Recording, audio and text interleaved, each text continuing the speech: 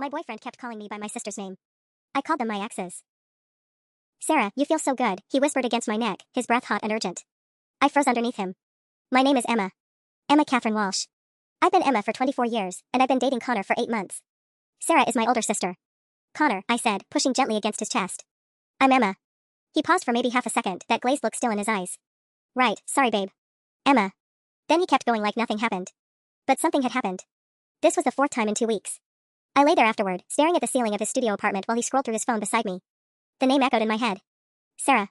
He'd said it so naturally, so automatically. Like it belonged there. Sarah, who's 27 and gorgeous and works as a marketing director in Manhattan. Sarah, who he'd met exactly 3 times, once at my birthday dinner in March, once at our cousin's wedding in May, and once when she stopped by his place to pick me up for lunch last month. Sarah, who has the same dark hair as me but is taller, funnier, more successful in every measurable way. Hey Connor? I said into the darkness. He didn't look up from whatever TikTok was playing. Do you ever think about my sister? Now he looked at me, eyebrows raised. What? No. Why would you ask that? You called me Sarah again. He set his phone down with an exaggerated sigh. Emma, come on. It was a slip of the tongue. You guys have similar voices. I was half asleep. We were having sex. I was really tired from work today. He reached over and squeezed my shoulder. You're being paranoid, babe. I love you, not your sister. The thing is, he'd never actually said he loved me before tonight. And he'd just used it as a defense mechanism to deflect from calling me the wrong name. Again. I wanted to believe him. God, I wanted to believe that this was just some weird coincidence, that my brain was making connections that didn't exist. But there was also the time 2 weeks ago when we were making dinner and he asked Sarah to pass the salt. And last Sunday when we were watching Netflix and he absent-mindedly said, Sarah, can you grab me a beer? And the time before that when we were at Target and he called Sarah to come look at something. Each time, I corrected him. Each time, he apologized quickly and moved on. Each time, I felt a little smaller. I'm going home, I said, sitting up and reaching for my clothes. Don't be like this. It's midnight. Emma. At least he got that right. I drove back to my apartment in Astoria with my hands gripping the steering wheel, replaying every interaction Connor had ever had with Sarah. He'd definitely been more animated around her. Laughed louder at her jokes. Asked her more questions about her job, her life, her opinions on things. But that was normal, right? She was my sister. He was trying to make a good impression. Except now I couldn't stop wondering, when he closed his eyes and touched me, whose face did he see? My phone buzzed with a text from him, sorry again baby. Let me make it up to you tomorrow? Dinner at that Italian place you love? I stared at the message for a long time before responding, sure. But as I typed it, a different kind of plan was already forming in my mind. The next morning, I called in sick to work. I know it was stupid, I'm already on thin ice with my supervisor at the marketing firm where I work as a junior coordinator, but I needed time to think. And more importantly, I needed to do some investigating. I started with Instagram. Connor's account was public, which had always seemed sweet and trustworthy before. Now it felt like evidence waiting to be examined. I scrolled back through 8 months of his posts, looking for, what exactly? Pictures of Sarah? Comments about her? What I found was worse. In the 3 photos where Sarah appeared, group shots from my birthday and the wedding, she was tagged. He'd taken the time to find her account and tag her. In 8 months of dating me, he'd posted exactly 2 photos of us together. Neither had tags. One didn't even have a caption. But Sarah's tags led me down a rabbit hole I wasn't prepared for. He'd liked 47 of her posts in the past 6 months. Not just recent ones, he'd scrolled back through months of her content. Vacation photos from her trip to Greece last summer. Workout selfies from her gym. Professional headshots from her company website. My hands were shaking as I screenshotted everything. Then I found the comment. On a photo Sarah had posted 3 weeks ago from some rooftop bar in Soho, her in a black dress, Manhattan skyline glittering behind her. Connor had written, stunning view smiling face with hard eyes, and the city looks nice too winking face. 3 weeks ago. We'd had dinner that same night. He'd seemed distracted, kept checking his phone. Now I knew why. I called my best friend Melissa. Aren't you supposed to be at work? Connor's been calling me Sarah during sex. The words tumbled out before I could stop them. Silence. Then, what the actual fuck? Multiple times. And he's been liking all her Instagram posts and commenting flirty things, and I think I'm going insane. You're not insane. He's a creep. Dump him. It's not that simple. It literally is that simple. He's fantasizing about your sister while sleeping with you. That's not a red flag, that's a fucking parade of red flags with sirens attached. I walked to my kitchen window and stared down at the street. A couple was walking hand in hand, laughing about something. The man wasn't calling the woman by someone else's name. The bar was apparently that low now. What if I'm overreacting? I asked. Emma Catherine Walsh. Melissa only used my full name when she was about to lecture me. Remember in college when you dated that guy who kept forgetting to invite you to parties? And you spent 3 months making excuses for him before you finally realized he was embarrassed to be seen with you? I remembered. Dylan Martinez. He'd been gorgeous and popular, and I'd been so grateful he'd chosen me that I'd ignored every sign that he hadn't really chosen me at all. I'd just been convenient. This is different, I said, but even as I said it, I wasn't sure I believed it. Is it? Because it sounds like the same Emma who thinks she doesn't deserve better. After we hung up, I sat in my tiny kitchen with my laptop open, staring at the screenshots I'd taken. Connor was supposed to pick me up at 7 for dinner. 5 hours to decide what I was going to do. That's when I remembered something Sarah had mentioned at lunch last month. She'd gotten a weird DM from some guy, someone she'd met briefly who wouldn't stop messaging her. I thought it was just another story about creepy men on social media. Now I wondered if I should ask her to show me what the messages looked like. I couldn't bring myself to call Sarah directly. Instead, I texted her, "Hey, remember that creepy guy you mentioned who kept DMing you? What did those messages look like?" Her response came back in minutes. "Ugh, why? Please tell me you're not getting harassed too. Want me to send screenshots?" "Yeah, if you don't mind." What she sent made my stomach drop to the floor. The messages were from an account called C_Morrison94, Connor Morrison, born 1994. I recognized the profile picture immediately, even though it was an old one from college. He'd been messaging Sarah for 3 months. "Hey. Emma's boyfriend, we met at her birthday, smiling face with smiling eyes. Saw your post about the new marketing campaign, brilliant stuff. Emma's lucky to have such a smart sister to learn from. Random question, but do you ever come to any of the bars in Brooklyn? Feel like we'd have great conversations about the industry. Not trying to be weird, just think you're really insightful. Emma doesn't really get the corporate world like you do." The messages went on. And on. Sarah had been polite at first, giving short responses, probably trying not to make things awkward since I was dating him. But Connor kept pushing. Asking about her weekend plans. Commenting on her stories within minutes of her posting them. Sending her articles about marketing trends. The last message was from 5 days ago. "Now this might be forward, but if you're ever free for coffee to talk shop, I'd love to pick your brain. Don't have to mention it to Emma, she gets jealous of your success sometimes, grinning face with sweat." I screenshot that one twice, my hands shaking so hard I could barely hold my phone. Sarah had left that message unread. My phone rang. "Sarah. Emma, honey, I need to ask you something and I don't want you to get upset." "What?" My voice came out as a whisper. "How serious are you about Connor?" I closed my eyes. "Why?" "Because those messages, they're not exactly brotherly. I didn't want to show you because I thought maybe he was just being friendly, but some of them made me uncomfortable. Especially that last one. He said I get jealous of your success." A long pause. "You saw that one?" "Sarah, he's been calling me by your name during sex." Now the silence stretched so long I thought the call had dropped. "Emma." Her voice was sharp now, protected in the way it used to be when we were kids and someone at school was mean to me. "That is so beyond not okay. That's sick. I don't know what to do." "You dump him. Right now. Today. Before dinner." But I was already thinking about something else. Something that felt hot and sharp in my chest. He thinks I don't know, doesn't he? About the messages. About what he's really thinking when he touches me. You're scaring me a little." "What are you thinking?" I looked at the time. 3:47 p.m. Connor would be here in 3 hours and 13 minutes, expecting to take Emma to dinner at the Italian place. Expecting me to smile and laugh and pretend I didn't know he'd been trying to ask my sister out behind my back. Expecting me to lie underneath him later tonight while he closed his eyes and pretended I was someone else. "I'm thinking," I said slowly, "that if he wants to play games with names, maybe I should play too. Emma. He's picking me up at 7. I'll call you after." I hung up before she could argue and stared at my reflection in my laptop screen. Emma Catherine Walsh. 24 years old. Junior marketing coordinator. Convenient placeholder for her older sister. But not anymore. I opened a new text message and scrolled through my contacts until I found what I was looking for. Jake Mendoza. My ex from last year, the one who'd actually remembered my name, ironically enough. Time to see how Connor liked being called by someone else's name for a change. I spent the next 2 hours crafting my strategy like I was planning a military operation. First, I went through my phone and made a list. Jake Mendoza, we dated for 6 months last year, ended things amicably when he moved to Portland for work. Marcus Chen, my college boyfriend, now engaged to someone else but we'd stayed friendly. David Rodriguez, a brief thing from 2 years ago who still liked all my posts and occasionally sent me memes. 3 names. 3 guys who'd actually cared enough to learn my name and use it correctly. I practiced in the mirror. Oh, Jake is taking me to dinner tonight. Marcus surprised me with flowers yesterday. David and I are thinking about going to that new exhibit at MoMA. Each name felt like a small rebellion. At 6:30, I put on the black dress Connor liked, the one he'd complimented last month by saying it made me look just like Sarah at the wedding. I did my makeup carefully, the way Sarah had taught me when I was 16. Red lipstick. Winged eyeliner. I looked good. More importantly, I looked ready for war. My phone buzzed at exactly 7 p.m. Here. Connor was waiting in his Honda Civic, engine running, scrolling through his phone. He didn't look up when I got in the car. "Hey babe," he said absently. "You look nice. Ready for some pasta?" "Thanks, Jake." His head snapped up so fast I heard his neck crack.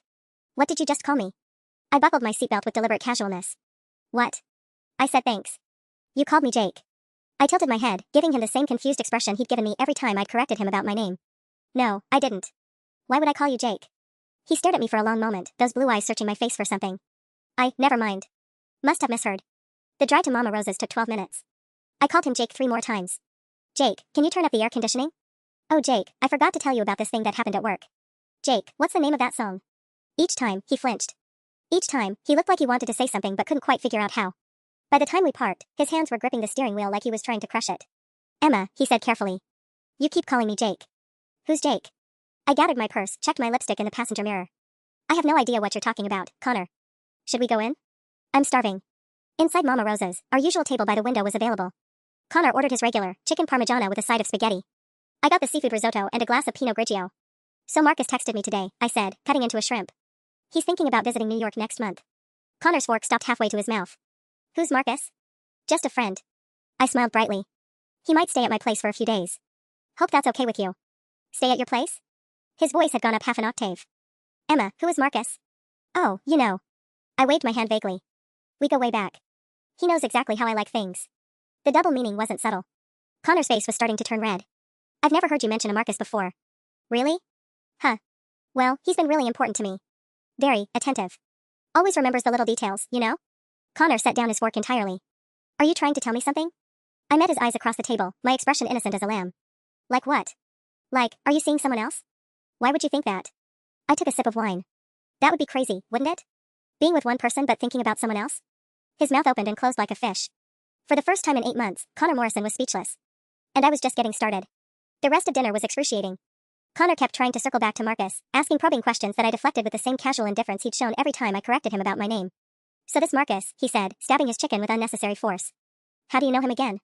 We have history. I twirled my fork in the risotto. He's seen me at my most vulnerable, you know? Really knows how to make me feel good. Connor's jaw clenched. Emma, can you please just tell me who this guy is? Why are you so worried about it, Jake? This time he slammed his hand on the table hard enough to make our wine glasses jump. The couple at the next table glanced over. Stop calling me Jake. My name is Connor. Connor Morrison. We've been dating for 8 months. You know my name. I blinked at him with wide, innocent eyes. Of course I know your name. Don't be silly. Then why do you keep calling me Jake? I don't. I pulled out my phone and started typing. Jake would never raise his voice at me in public like that. What are you doing? I held up my phone so he could see the Instagram story I was crafting. A photo of my risotto with the caption, date night with my favorite person 2 hearts Jake always picks the best restaurants #blessed #date night #so grateful. Connor's face went white. Emma, what the fuck? Language, Marcus. I posted the story and tucked my phone away. People can see us. He was gripping his napkin so hard his knuckles had turned white. You just posted that I'm Jake. On Instagram. Where everyone can see it. Posted what? That story. You called me Jake in the story. I tilted my head. Did I? I don't think so. You're being paranoid, babe. The word choice was deliberate. Paranoid. The exact word he'd used to dismiss my concerns 2 weeks ago when I'd confronted him about calling me Sarah. Connor stared at me like he was seeing me for the first time. This is about the name thing, isn't it? What name thing? When I accidentally called you Sarah. You're doing this to get back at me. I set down my fork and leaned forward slightly. Connor, I have no idea what you're talking about. You've never called me Sarah. Yes, I have. Multiple times. You corrected me. That's impossible. Why would you call me Sarah? That's my sister's name. I frowned, as if the idea was genuinely confusing. That would be really weird. Almost like you were thinking about her instead of me or something. His mouth opened and closed again. I could practically see the gears turning in his head, trying to figure out how to prove something I was categorically denying ever happened. You said, we talked about this. Talked about what? You're not making any sense tonight, David. David? He was almost shouting now. Who the hell is David? The elderly woman at the table behind us turned around and shushed him. Connor's face flushed deeper. You're having some kind of breakdown, I said gently, reaching across to pat his hand. Maybe we should get you home. All this stress from work must be getting to you. I am not having a breakdown. You're calling me random names and posting about fake people on social media and pretending like nothing's happening. Shoo. I squeezed his fingers. People are staring. Let's just get the check, okay? Jake gets cranky when he's tired. Connor jerked his hand away from mine like I'd burned him. I'm going to the bathroom. He stalked off, leaving me alone at the table with his half-eaten chicken and my satisfied smile. I picked up my phone and opened my text thread with Melissa. Update, Operation Name Game is working better than expected. He's losing his mind. Her response came back immediately. Girl, what are you doing? Giving him a taste of his own medicine. You should see his face. This is unhinged. I love it, but also I'm scared of you. I was typing back when I saw Connor returning from the bathroom. His face was set in hard lines, and he was walking with a kind of determined stride that meant he'd given himself a pep talk in the mirror. Time for the real test. As he sat down, my phone rang. Perfect timing. I'd set an alarm to call myself from my work phone, a trick Sarah had taught me for getting out of bad dates. Oh, it's Marcus. I said brightly, declining the call. He probably wants to finalize plans for next weekend. Connor's I started twitching. What's next weekend? Our anniversary. Well, mine and Marcus's. 2 years since our first kiss. I sighed dreamily. He's so romantic. Always remembers the important dates. Your anniversary. Connor's voice was flat. With Marcus. He's taking me to the place where we first said I love you. So thoughtful, right? Not everyone pays attention to details like that. Connor stood up abruptly, threw 2 20s on the table, and walked toward the exit without a word. I sat there for exactly 30 seconds before following him, still smiling. This was going even better than I'd planned. I caught up with Connor in the parking lot, where he was pacing next to his Honda like a caged animal. His hair was disheveled from running his hands through it, and he kept muttering under his breath. Jake, wait up. I called out, jogging slightly in my heels. He spun around so fast I thought he might fall over. Enough. My name is Connor James Morrison. I was born on March 15, 1994, in Rochester, New York. I drive a 2018 Honda Civic. I work at Brennan and Associates downtown. We met at Kelly's birthday party 8 months ago when you spilled red wine on my shirt. Stop calling me other people's names. I pulled out my phone and started recording. Whoa, Marcus, you're really scaring me right now. Maybe I should call someone. Don't you dare post that. He lunged for my phone, but I stepped back quickly. Why are you being so aggressive, David? This isn't like you at all. Connor stopped dead in his tracks, breathing hard. For a moment, I thought he might actually have a panic attack right there in the Mama Rose's parking lot. Then something shifted in his expression.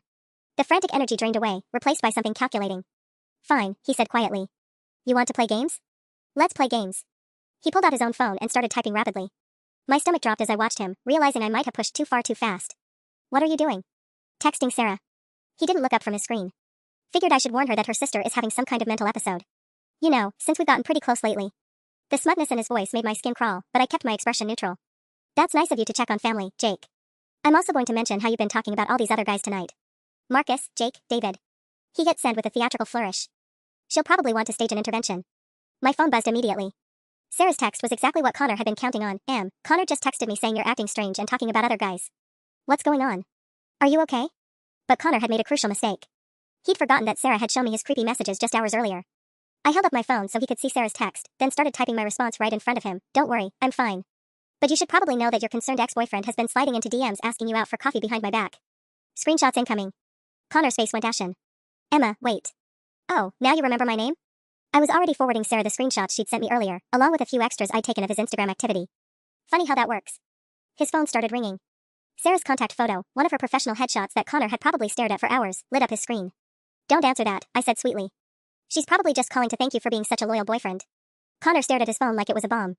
After 4 rings, it went to voicemail. Then immediately started ringing again. You should really take that, Marcus. It's rude to ignore people. This time he did answer, his voice shaky. Hey Sarah, what's? Even standing 3 feet away, I could hear her yelling through the speaker. Words like disgusting and pathetic and my little sister carried clearly across the parking lot. Sarah, I can explain, Connor tried, but she cut him off with a string of profanity that would have made our grandmother clutch her pearls. The call ended abruptly. Connor looked like he was going to vomit. That sounded intense, Jake, I said, examining my nails. Everything okay? You planned this. His voice was barely a whisper. This whole dinner, the names, everything. You knew about the messages. What messages, David? Stop it. Just stop. He was shouting again, but this time it sounded desperate instead of angry. I'm sorry, okay?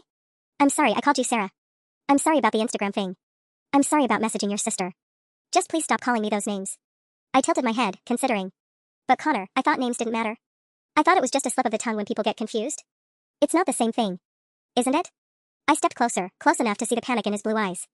How does it feel, having someone look at you but think about someone else? Having someone pretend you're interchangeable with people from their past?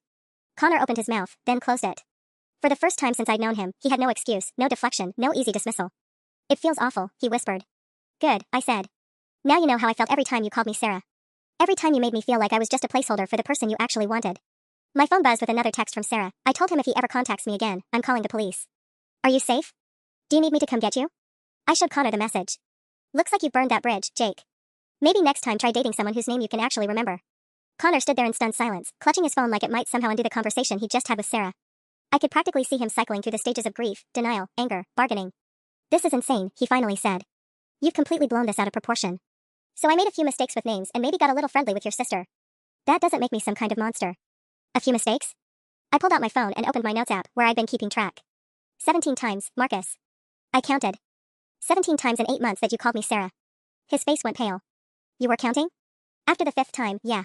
Funny thing about being called the wrong name during sex, it really sticks with you. I scrolled through my meticulous list. March 23rd, during dinner with your parents.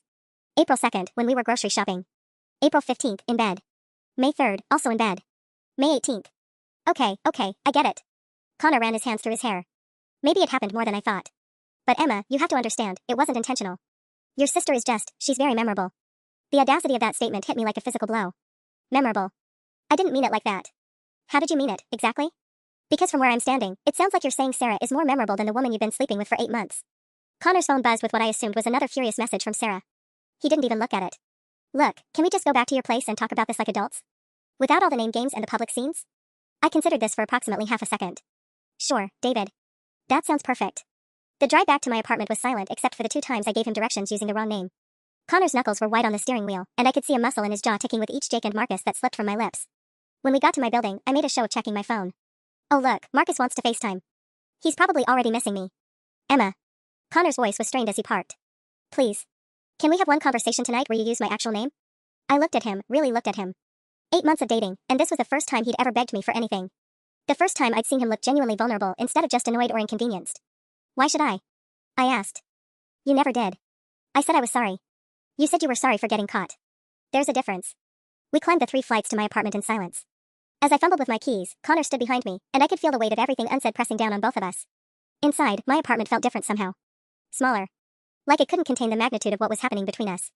Connor sat heavily on my second-hand couch while I remained standing, arms crossed. So what happens now? He asked quietly. Do we break up? Do you keep torturing me until I move to another state? What's the endgame here, Emma? Emma. Not Sarah. It was the first time all evening he'd said my name without being prompted or corrected. I don't know, I admitted. I didn't really think past making you feel as shitty as you made me feel. Well, congratulations. Mission accomplished. Connor leaned forward, elbows on his knees. I feel like garbage. I probably lost any chance of ever being civil with your sister again. And I'm pretty sure that video you took is going to end up on social media somehow. He wasn't wrong about that last part. I'd already sent the parking lot footage to Melissa with the caption evidence that men can dish it out but can't take it. My phone buzzed again. This time it was a text from an unknown number. Hey Emma, this is Jake Mendoza. Got a weird call from some guy claiming to be your boyfriend? Said you've been talking about me? Just wanted to make sure you're okay. My stomach dropped as I stared at Jake's text. Connor had actually called him.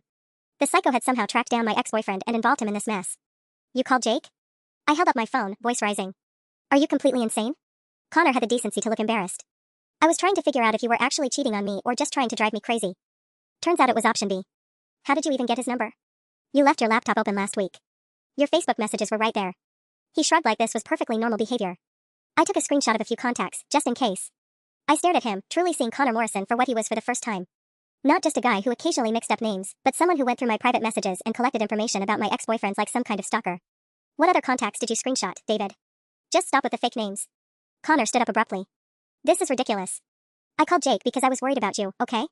You were acting completely unhinged tonight, talking about all these guys like they were current boyfriends. How was I supposed to know you were just trying to mess with me? My phone buzzed again. Another text from Jake. This Connor guy says you've been talking about getting back together? Emma, I'm engaged now. My fiancé is not happy about random calls from New York. Perfect. Connor had just torpedoed Jake's relationship too. Congratulations, Marcus. You've now ruined things for 3 separate people tonight. I showed him Jake's message. His fiancé thinks he's cheating because some psycho called claiming to be my boyfriend. Connor's face cycled through several expressions before landing on defensive. I didn't know he was engaged. You never mentioned that. Because we broke up over a year ago. Normal people don't keep detailed files on their girlfriend's romantic history. I wasn't keeping files. Connor stopped himself, probably realizing how insane he sounded. Look, I'll call him back and explain everything. Clear up the misunderstanding. Absolutely not. You've done enough damage for one night, Jake. My phone rang. Sarah. Em? Are you okay? Connor just texted me some bizarre apology and said you're having an episode and talking to ex-boyfriends? I put her on speaker so Connor could hear. I'm fine. Just having an enlightening conversation with my soon-to-be ex-boyfriend about boundaries and basic human decency. Good. Because I've been thinking about those messages he sent me, and I'm pretty sure what he was doing counts as sexual harassment. I saved everything in case you want to. You told her about the messages? Connor interrupted, his voice cracking slightly. Sarah? Yeah, that's Connor. Say hi to the man who tried to ask you out for coffee while dating your sister. There was a long pause before Sarah's voice came through the speaker, cold as ice. Connor, right? The guy who thinks Emma gets jealous of my success?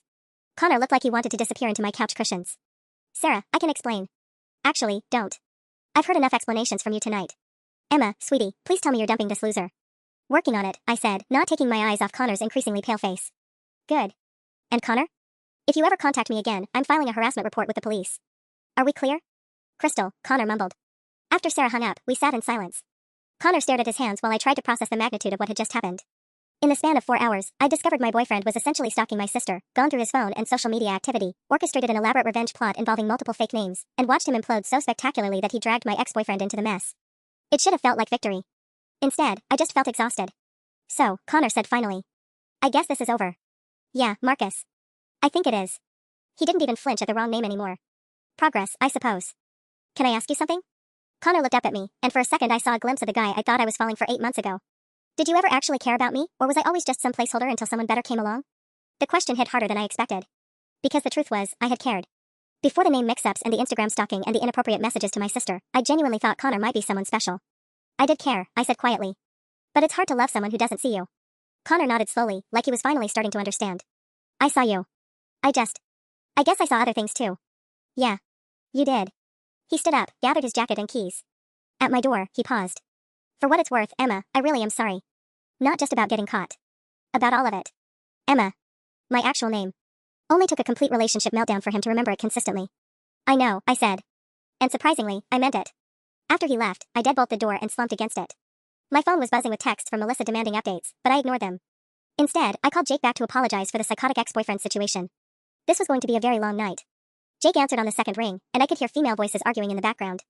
Emma? Jesus, what the hell is going on? Some maniac called me 20 minutes ago claiming you've been talking about getting back together. My fiancé thinks I'm having an affair. Jake, I am so sorry. That was Connor, my boyfriend. Well, ex-boyfriend as of about 10 minutes ago.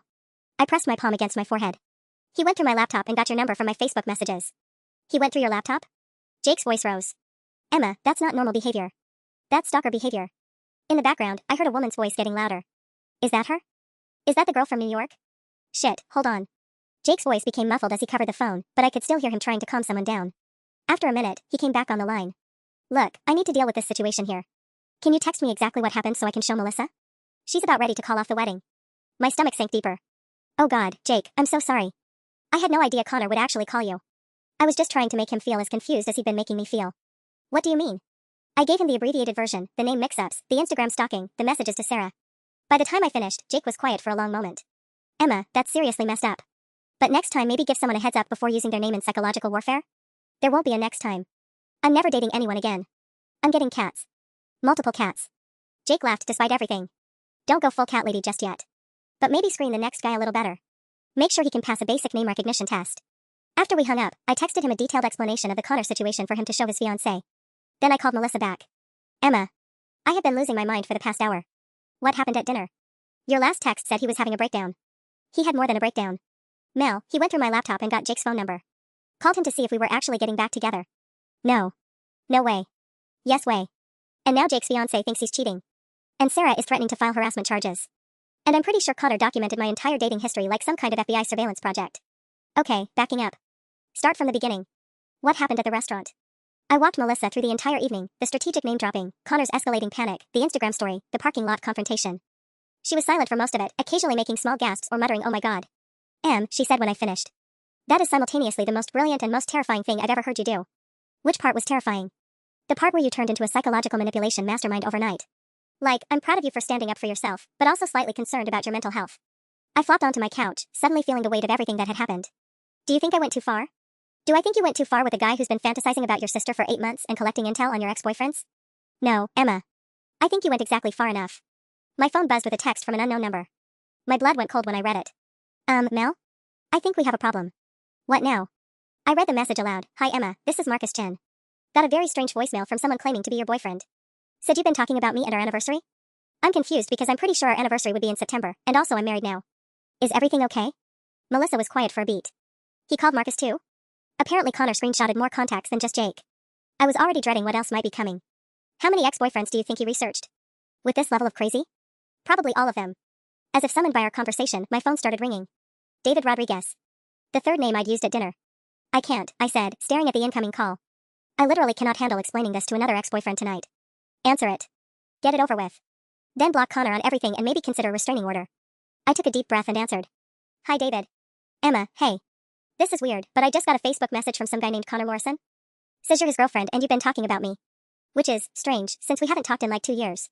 David, I'm so sorry. Connor is my ex-boyfriend as of tonight, and he's apparently having some kind of mental breakdown involving my entire romantic history. Are you safe? Because this message was pretty aggressive. He accused me of trying to steal you back and said I should stay away from his girlfriend. Very possessive and weird. My hands started shaking. Connor had gone from calling my exes to threatening them. This was escalating way beyond name games and hurt feelings. I'm okay for now. But David, if he contacts you again, don't engage. Just block him. After David hung up, I sat in my apartment feeling like the walls were closing in. What had started as petty revenge had spiraled into something much bigger and scarier. Mel, I said into the phone. I think Connor might actually be dangerous. Mel, I think Connor might actually be dangerous. The words hung in the air between us, making everything feel suddenly real in a way it hadn't before. This wasn't just about hurt feelings and petty revenge anymore. What do you mean dangerous? Melissa's voice was sharp now, all traces of amusement gone. He threatened David. Not directly, but possessive and aggressive, David said. And Mel, he's been collecting information about my exes for who knows how long. What kind of person does that? Before she could answer, my phone buzzed with another notification. Instagram. Someone had tagged me in a post. My blood turned to ice when I saw who it was from. Connor had posted a photo of us from last month, one I didn't even remember him taking. We were on my couch watching Netflix, and I was curled up against his side, smiling at something on the screen. I looked happy. Relaxed. completely unaware that my boyfriend was mentally cataloging my ex-boyfriends. The caption made my stomach lurch. Some people don't appreciate what they have until it's gone. 8 months of love and loyalty, thrown away over nothing. But real love fights for what matters. Hashtag relationship goals, hashtag never give up, hashtag true love. Oh my god, I whispered. What? Emma, what's happening? I screenshotted the post and sent it to her. He's posting about me on Instagram, making it sound like I'm the crazy one who ruined everything. The comments were already rolling in from his friends and coworkers. Sorry man, you deserve better. She clearly doesn't know what she lost. Her loss, bro. But it was the responses from people who knew both of us that really got to me. Kelly, who'd introduced us at her birthday party, had commented, what happened? You guys seemed so happy. Connor had responded, some girls just can't handle a good thing. Too insecure to trust their man. That manipulative piece of shit, Melissa breathed. Emma, screenshot everything. This is evidence. Evidence of what? Being a bad boyfriend isn't illegal. No, but harassment is. And if he keeps escalating. My phone started ringing. Connor. Don't answer that, Melissa said immediately. I declined the call, but he called back immediately. Then again. He's not stopping, I said, watching his name appear on my screen for the 4th time in 30 seconds. Finally, I answered. Connor, stop calling me. Emma, thank God. Listen, I think there's been a misunderstanding. No misunderstanding. We broke up. Stop posting about me and stop contacting my exes. I just want to talk. 5 minutes. I can explain everything if you'll just listen. His voice sounded different. Calmer. More controlled. Somehow that scared me more than when he'd been shouting in the parking lot. There's nothing to explain. We're done. Emma, you're making a huge mistake. We're good together. Tonight was just, we both said things we didn't mean. Made mistakes. But that's what couples do, they work through problems. Couples don't stalk each other's social media and harass their siblings. I wasn't stalking anyone. I was trying to understand why my girlfriend was suddenly talking about other men. Any boyfriend would do the same thing. The gaslighting was so smooth, so practiced, that for a split second I almost doubted myself. Almost wondered if I had overreacted, if this was just a normal relationship conflict that had gotten out of hand. Then I remembered the 47 Instagram likes. The flirty comments on Sarah's photos. The messages asking her out for coffee. Connor, we are over. Do not contact me again. Emma, wait. I hung up and immediately blocked his number. My phone buzzed with a text from an unknown number. You can't block love, Emma. We need to talk. He'd gotten a different phone. Mel, I said, my voice barely steady. I think I need help. The next morning, I woke up to 17 missed calls from unknown numbers and a series of increasingly unhinged text messages that had come in throughout the night. 2:47 a.m. Emma, please just talk to me. I love you. 3:15 a.m. I drove by your apartment. Your lights were on. I know you're awake. 3:33 a.m. Why are you doing this to us? 4:02 a.m. I see Marcus Chen is active on Instagram. Is that who you're talking to? 4:18 a.m. Answer your phone, Emma. We can fix this. I sat up in bed, heart racing, and immediately called Melissa. She answered on the first ring. Please tell me you didn't sleep with your phone on, she said without preamble. He drove by my apartment last night. Mel, he was watching my windows. Fuck. Okay, we're calling the police. Right now. And tell them what? That my ex-boyfriend is texting me and drove down my street? They'll laugh me out of the station. Emma, this is stalking behavior. Document everything, Anne. My doorbell rang. At 7:23 a.m. on a Saturday morning, my doorbell was ringing. I crept to the window and peered through the blinds. Connor's Honda Civic was parked across the street, and he was standing at my building's entrance holding a massive bouquet of white roses, the expensive kind from the fancy florist on 5th Avenue that cost at least $60. He's here, I whispered into the phone. He's at my door with flowers. Do not go downstairs. Do not let him in the building. The doorbell rang again. Then again. Through my thin apartment walls, I could hear Mrs. Chen from 2B yelling at someone to stop making noise so early in the morning. My building phone started ringing, the landline that connected to the buzzer system. Connor had somehow figured out which apartment was mine and was calling directly. I unplugged the phone from the wall. The doorbell stopped, but I could see Connor through my window, now talking animatedly to someone. Mrs. Chen had come downstairs in her bathrobe and was clearly giving him a piece of her mind. After a few minutes, he got back in his car, but he didn't drive away. He just sat there, staring up at my building. He's not leaving, I told Melissa. He's just sitting in his car watching my apartment. Okay, new plan. I'm coming over. Don't go anywhere, don't answer the door for anyone except me. What if he follows you up here? Then we call the police from inside your apartment and tell them there's a man refusing to leave who's been harassing you all night. That they can't ignore. Melissa arrived 45 minutes later with coffee, bagels, and her boyfriend Derek, who was built like a linebacker and had never liked Connor anyway. Still there? Derek asked, peering through my blinds. Moved to the coffee shop on the corner, but yeah. He's got a clear view of the building entrance from there. Derek shook his head. This is insane, Em. 8 months of dating and he thinks he owns you. My phone buzzed. Another unknown number, I brought you white roses. Your favorites. They're beautiful, just like you. I left them with your neighbor. Mrs. Chen seems nice. He's texting me about the flowers. And he got Mrs. Chen's name. I showed them the message. How does he know my neighbor's name? Melissa and Derek exchanged a look that made my stomach drop. Emma, Melissa said carefully. How long do you think Connor's been watching your building? Before I could answer, there was a knock at my door. 3 sharp raps. We all froze. Then Mrs. Chen's voice, Emma, dear? There's a young man downstairs who says he's your boyfriend. He left these flowers and asked me to give you a message. I crept to the door, Derek and Melissa flanking me like bodyguards. Through the peephole, I could see Mrs. Chen holding the massive bouquet of white roses, her weathered face creased with concern. What message? I called through the door, not opening it. He said to tell you that Marcus called him back. Mrs. Chen's voice was muffled but clear. Said you'd know what that means. Emma, dear, is everything all right? This young man seemed very intense. My blood turned to ice. Marcus had called Connor back. Which meant Connor had somehow convinced my college ex-boyfriend that there was actually something going on between us. Derek was already pulling out his phone. I'm calling 911. Wait, I whispered, then louder, Mrs. Chen, did he say anything else? He mentioned he's been worried about you because you've been acting strangely. Talking about old boyfriends and forgetting things. There was a pause. Emma, he knew that you always get white roses for your birthday. And that you have that little succulent plant on your fire escape. How would he know those things unless he'd been watching my apartment for weeks? Maybe months. I opened the door just enough to take the flowers from Mrs. Chen. Up close, they were even more expensive than I'd thought, 2 dozen perfect white roses with baby's breath and that fancy ribbon the florist charges extra for. Easily $80 worth of flowers. Mrs. Chen, if he comes back, please don't let him in the building. And don't tell him anything about me, okay? Her eyes sharpened with understanding. One of those situations. She patted my arm. I have pepper spray if you need to borrow it. Had to deal with my own persistent admirer back in 1987. After she left, I stared at the bouquet in my hands. Nestled between the roses was a small white card with Connor's handwriting. Emma, I know you love white roses because you told me they reminded you of your grandmother's garden. I remember everything about you. All the little details that matter. That's what real love looks like. Forever yours, Connor. Oh fuck no, Melissa said, reading over my shoulder. Forever yours? Who does this psycho think he is? Derek held up his phone. Police are on their way. I told them we have a stalking situation with someone who's been watching the building and won't leave. My phone buzzed with another message from a different unknown number. Marcus is confused about why you haven't mentioned our relationship to him. He thinks you might be embarrassed about dating someone like me. Is that true, Emma? Are you embarrassed of me? Then another, Jake's fiancé broke up with him because of our phone call last night. He's pretty upset. Says it's your fault for playing games with people's lives. I sank onto my couch, still holding the roses.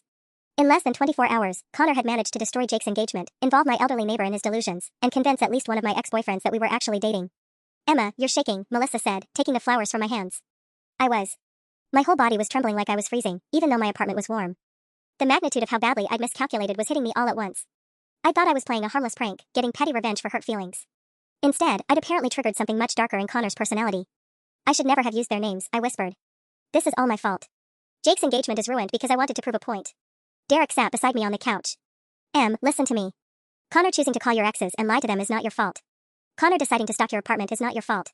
You calling him the wrong name a few times doesn't justify any of this crazy behavior. Through my window, I could see the police car pulling up to the coffee shop where Connor had been camped out.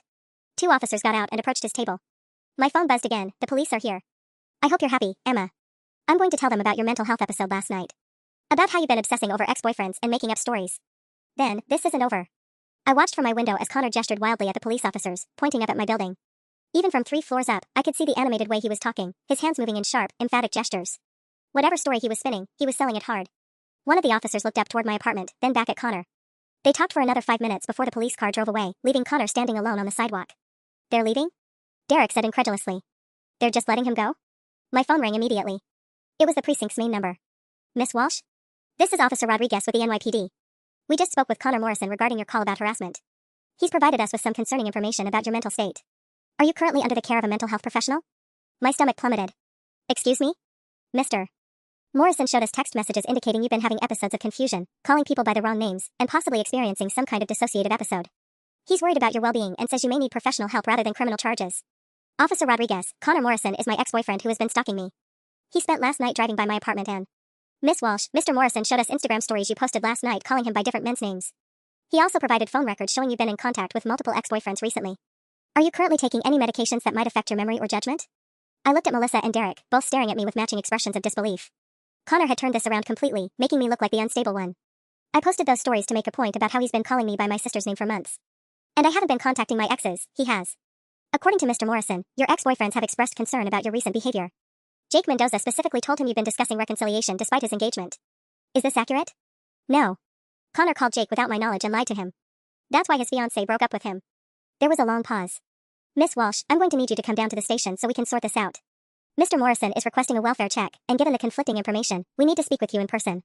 After I hung up, Derek was already pacing my small living room. This is unreal. He's got the police thinking you're having a breakdown. Because I am having a breakdown. I said, my voice cracking. Look at what I did last night. I used my ex's names to mess with his head, posted fake stories on social media, and now Jake's engagement is ruined and Connor's convinced the police I'm mentally ill. Melissa grabbed my shoulders. Emma, stop. You're spiraling exactly the way Connor wants you to spiral. This is what manipulators do, they make you question your own reality. My phone buzzed with a text from Jake. Emma, I need you to call Connor and explain that we're not getting back together. Melissa thinks I'm having an emotional affair because some guy has now called her 3 times claiming you're obsessed with me. This is destroying my life. Then another from Marcus. Your boyfriend called my wife. My wife, Emma. She's asking me about some anniversary we supposedly have together. What the hell did you tell this guy? I felt like I was drowning. Every attempt to stand up for myself had backfired spectacularly, and now innocent people were getting caught in the crossfire. Connor had weaponized my own revenge plot against me, and somehow I was the one who looked unstable. We need to go to the police station, I said quietly. I have to fix this before he ruins anyone else's life. Derek checked the window again. Connor was back in his car, phone pressed to his ear, probably calling more people to build his case that I was having a mental health crisis. He's not going anywhere, Derek said grimly. He's going to follow us to the station. He was right. As we left my building, Connor's Honda fell in line behind Derek's truck, maintaining just enough distance to avoid looking obvious but close enough that there was no question he was following us. This was far from over. At the police station, Officer Rodriguez turned out to be a tired-looking woman in her 40s who clearly dealt with domestic disputes on a daily basis. She led me into a small interview room that smelled like stale coffee and industrial disinfectant while Derek and Melissa waited in the lobby. Miss Walsh, I've reviewed the messages Mr. Morrison provided, and I have to say, some of them are concerning. She opened a manila folder and spread out printed screenshots across the metal table. This one from last night at 11:47 p.m. to someone named Marcus Chen. Can't wait for our anniversary weekend. 2 years and still feels like yesterday. Can you explain this? I stared at the message in horror. I never sent that. I don't even have Marcus's current number. It's from your phone number, according to the metadata Mr. Morrison provided. Officer Rodriguez pulled out another sheet. And this one to Jake Mendoza at 2:33 a.m. Connor doesn't understand us like you do. I miss what we had. That's impossible. I was asleep at 2:33 a.m. My phone was charging on my nightstand. Miss Walsh, do you live alone? Yes, but the realization hit me like a freight train. He has my password. Connor knows my phone password. I gave it to him months ago when his battery died and he needed to call an Uber. Officer Rodriguez's expression shifted slightly. You're saying Mr. Morrison has been sending these messages from your phone? Yes. That's why my exes think I've been contacting them. Connor's been impersonating me. I pulled out my own phone, fingers shaking as I scrolled through my message history. Look, none of these outgoing messages are in my sent folder. If I had texted them, there would be a record on my end. She examined my phone carefully, comparing it to the screenshots Connor had provided. After several minutes, she looked up with a frown. Miss Walsh, these messages aren't showing up in your sent history. That's unusual. Because I didn't send them. Connor must have deleted them from my phone after sending them from some kind of spoofing app, or... I stopped, remembering something that made my blood run cold. Officer Rodriguez, Connor works in IT. He knows how to manipulate phone records and create fake message threads. The door to the interview room opened, and a male officer stuck his head in. Rodriguez, the Morrison guy is outside asking to speak with Miss Walsh. Says he's worried about her making false accusations while she's having an episode. Tell him to wait, Officer Rodriguez said sharply. We're not done here. She turned back to me. Miss Walsh, I need you to walk me through exactly what happened last night, starting with the dinner. I told her everything, the name confusion that had been going on for months, discovering Connor's inappropriate messages to Sarah, my decision to use fake names as revenge, his escalation throughout the evening. With each detail, Officer Rodriguez's expression grew more serious. So when you called him Jake and Marcus, you were deliberately trying to make him feel confused and frustrated? Yes, but I never contacted my exes directly. I never sent any messages or made any calls. Connor did all of that after he went home. Officer Rodriguez was quiet for a long moment, reviewing her notes. Finally, she looked up. Miss Walsh, I think you're dealing with something more serious than a bad breakup. Creating fake message threads to manipulate both you and your ex-boyfriends requires premeditation and technical knowledge. This isn't a crime of passion, this is calculated harassment. My phone buzzed with a new message from an unknown number. The officer seems nice. Pretty too. Does she remind you of Sarah? Connor was texting me from inside the police station. I showed Officer Rodriguez the message immediately. Her face darkened as she read it, then she stood up abruptly. That's it. Martinez, she called to the male officer. Bring Mr. Morrison in here. Now. Within minutes, Connor was escorted into the interview room, still clutching his phone. He looked calm, almost smug, until he saw Officer Rodriguez's expression. Mr. Morrison, you just sent a text message to Miss Walsh while sitting in our lobby. A message that suggests you've been watching our interview. Connor's confident facade flickered for just a moment. I was just checking on Emma. She's been having a really difficult time lately. Cut the bullshit. Officer Rodriguez slammed the folder shut. We've confirmed that Miss Walsh didn't send the messages you attributed to her. Her phone records don't match your screenshots, which means you've been creating fake evidence. That's impossible. I would never. You work in IT, Mr. Morrison.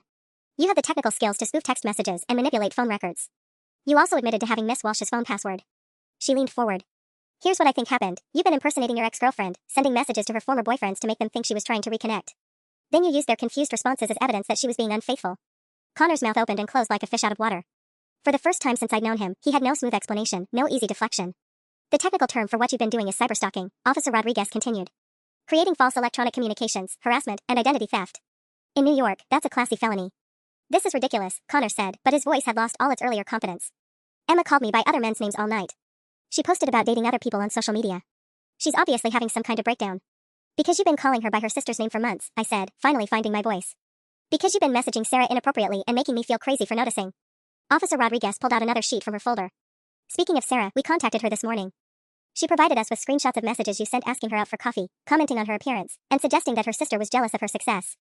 That's harassment, Mr. Morrison. Connor went pale. He hadn't expected Sarah to cooperate with the police.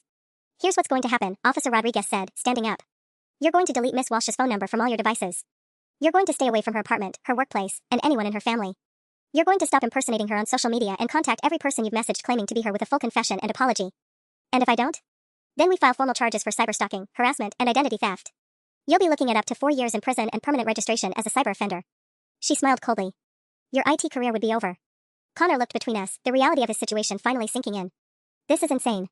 All of this over some stupid name mix-ups? No, I said, standing up beside Officer Rodriguez. This is about you trying to manipulate and control me when I stood up for myself. The names were just the beginning, Connor. You went through my private messages, stalked my sister, impersonated me to my exes, and tried to convince the police I was mentally ill. That's not love, that's obsession. Officer Rodriguez handed Connor a piece of paper. This is a cease and desist order. Violate it, and you'll be arrested immediately. Miss Walsh will be getting a copy, along with incident numbers for everything you've done. As they led Connor out of the station, he turned back one last time. Emma, you'll regret this. You'll never find someone who loves you like I do. Good, I said, meeting his eyes without flinching. I don't want that kind of love ever again. 3 hours later, I was back in my apartment with Derek and Melissa, watching Connor's Honda disappear down my street for the last time. My phone buzzed with texts from Jake and Marcus. Connor had finally sent the apology messages Officer Rodriguez had demanded, admitting he'd been impersonating me. Jake's response was simple. Jesus Christ, Emma. I'm so sorry. Melissa and I are going to counseling, but I think we'll be okay. That guy is seriously disturbed. I looked at Melissa and Derek, both still hovering protectively nearby. So what now? Now, Melissa said, settling beside me on the couch, you change all your passwords, block Connor on everything, and maybe consider dating someone who actually knows your name. I laughed, the first genuine laugh I'd had in months. Emma Catherine Walsh. It's really not that hard to remember. My phone buzzed one final time. A text from Sarah, proud of you, little sister. Want to get dinner this week? I know a great Italian place. And Em? I'll make sure they get your name right on the reservation. Emma. My actual name. It sounded pretty good.